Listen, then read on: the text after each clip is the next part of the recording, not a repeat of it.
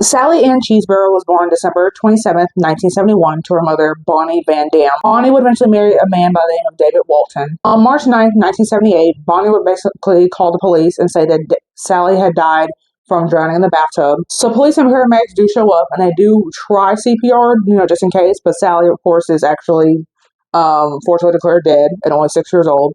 Her cause of death was labeled as indeterminate and would later just be ruled as an accident. Then 14 years later, Nancy, which apparently is actually Sally's sister, basically comes forward to the police and says that Sally had actually been murdered that night and that she and Sally apparently wanted to have their nails painted. Bonnie apparently was trying to take a nap. She was telling them, wait till I wake up from my nap so that way I can do it for y'all because y'all know what y'all are doing. They, as kids do, get impatient and would start doing it themselves.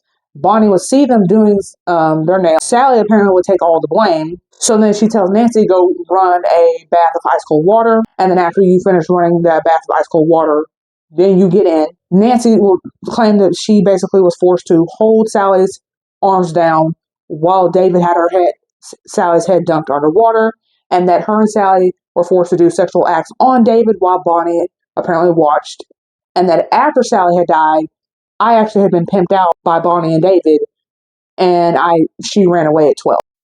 And so then, of course, a trial would start, and then Nancy basically claimed that Bonnie and David basically tried to gaslight me and make me think that I killed my own sister, and that they even took me to her grave and made me apologize to her in order to fully convince me that I killed my own sister.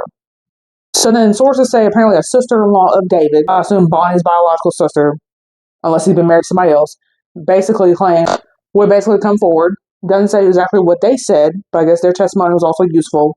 And apparently she had actually lived with the family 6 months before Sally had died. So in 2002, it pretty much was a cold case, but now it's getting reopened. And so then Bonnie unfortunately gets off on a technicality, and David is actually sentenced to life.